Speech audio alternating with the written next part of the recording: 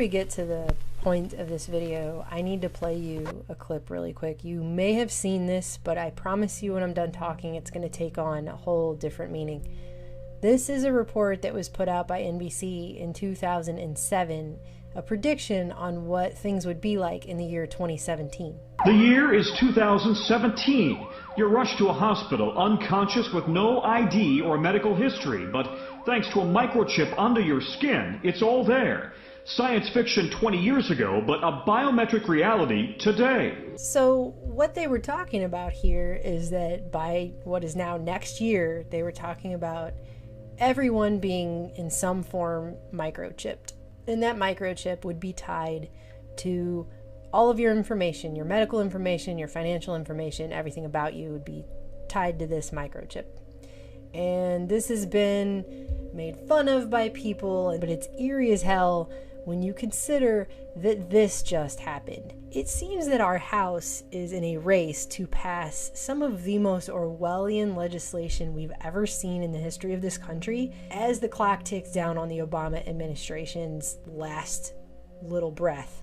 And they are just passing these things with overwhelming majorities that are insane. They're insane, okay?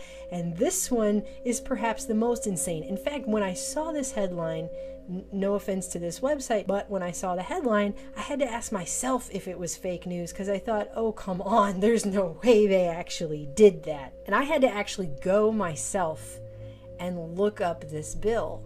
This is not an Onion article. This is not Saturday Night Live skit. This actually really did just happen. So this is HR 4919, which is to reauthorize the Missing Alzheimer's Disease Patient Alert Program and promote initiatives that will reduce the risk of injury and death relating to the wandering characteristics of some children with autism.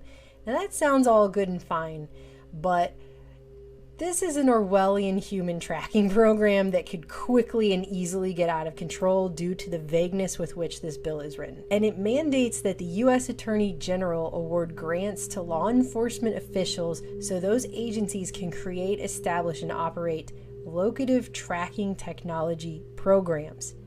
And the mission is to find, quote, individuals with forms of dementia, such as Alzheimer's disease, or children with developmental disabilities, such as autism, who have wandered from safe environments. And it would also require the Attorney General to consult with the Secretary of Health and Human Services, blah, blah, blah.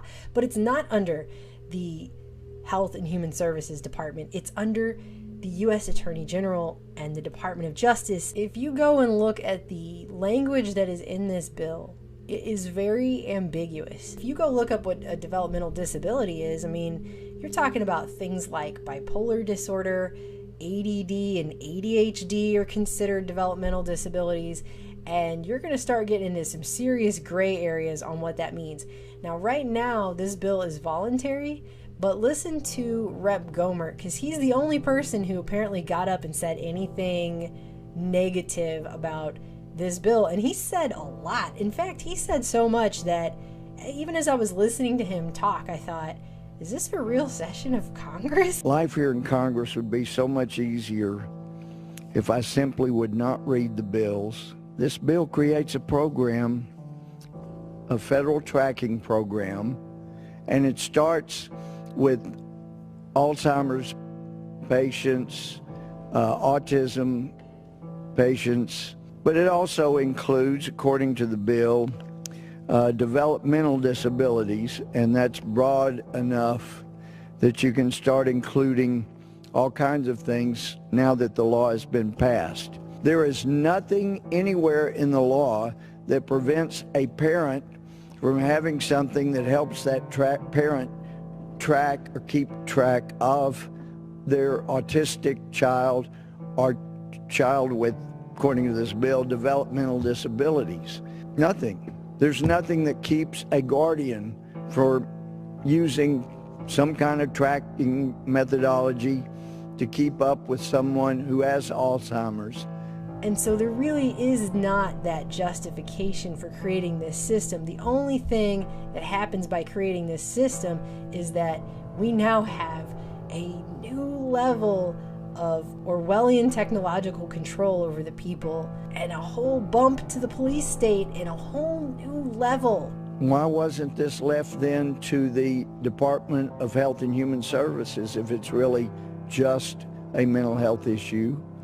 And the answer is it was left to the Attorney General, to the Department of Justice, because truth is, if it needs to expand, that's where they want it to expand.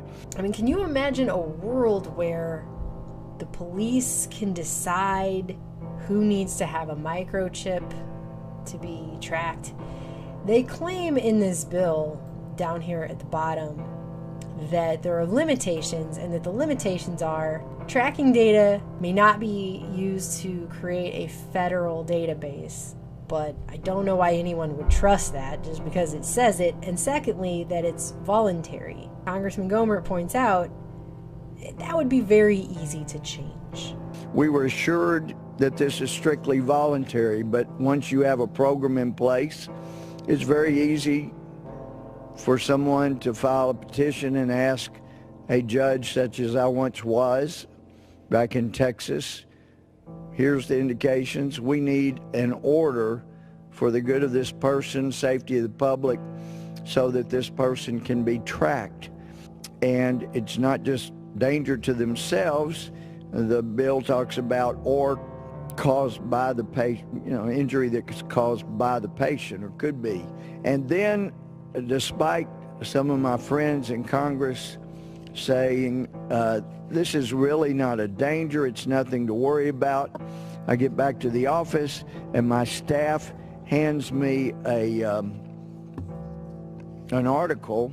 Well, now in Japan, they've come up with the best way of tracking people. It's by putting barcodes on fingers.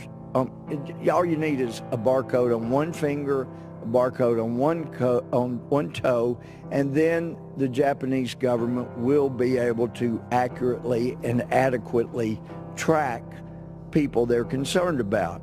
So I don't think anybody needs to be worried about the government having this Orwellian program, unless perhaps they're Christian, because the Civil Rights Commission thinks that people who talk about religious freedom, religious liberty, Christians that use words like evangelical, that those are the biggest threat perhaps for hate in America. Many in the Department of Homeland Security think the biggest threat for hate crimes, for destruction and death in America are from people who are veterans that may like the idea of the Second Amendment allowing them to keep guns. Specifically when he's talking about veterans, that's because traumatic brain injury is on the list of developmental disabilities. There are people who believe the Constitution should be literally followed, and the words that the Constitution actually says should be followed. I mean, the founders of this country would, of course, if they were around today, would be at the top of this administration's no-fly list. You believe the Constitution should be literally followed, or you believe that you should have a right to keep and bear arms under the Second Amendment, or you believe the 10th Amendment means what it says. Anybody that believes those kind of things is really a threat. Did he really just get up and say all of that and have to get up and say that? Are we really to the point now in this country where a congressman is saying these kinds of things in front of Congress? And we are. That is the point that we're at. Anybody that believes those kind of things is really a threat, according to some in this administration and some in what has become more of a permanent government. Administrations come and go, but we've got liberals that are so tolerant they want to take away the rights of anybody with whom they disagree. The blacklist experts, they talk about blacklists of the 50s, and they go beyond anything that the 50s may have had in store. This has already had a roll call in the Senate. My understanding, I was told that in the Senate, It was likewise breezed through. Somebody went on the Senate floor when other senators weren't there, maybe 2 people or so, and said, I ask unanimous consent that this bill be passed. Hearing no objection, so ordered. Not much of a vote. We didn't even have a hearing in committee. We didn't, where we bring witnesses, talk to experts, talk to people involved, see what the problem is, see if the cure is worse than the problem. And we didn't have that. We didn't have constitutional experts talk about the indications for our future freedom. I'm guessing this is just going to be one of those things that's quietly passed. There was really no objection to it. Gomer got up there and said all those things, and that's all good and fine, but it was after it was passed. There just was not enough attention paid to this bill, and it breaks my heart, and I'm not kidding, I'm not being sarcastic, and I'm afraid because of the bill's passage today, and I'm sure the president will sign it into law, gee, we get to track people we're concerned about in America. Maybe we'll use a barcode. If we can have the Attorney General, in his opinion, find that a subcutaneous chip implant is non-invasive, then we could do that. But maybe the barcode would be better than a chip. But anyway, we've passed the program. I really feel like we left the reservation a long time ago. You know how they use this vague language and they play these semantic games, and the little inch that the door is cracked open then gets kicked off the hinges. I just can't believe we're actually watching it happen. One day they'll be remembered as the ones who quietly pushed this bill through that allowed a federal government to begin tracking for the first time. Perhaps someday we'll have a Congress, before it's too late, that will back up and say, wait a minute, we are not going to be funding with federal taxpayer dollars a tracking system for American citizens. I can guarantee you the program will ultimately be used to involuntarily place tracking information on people. So those things are coming.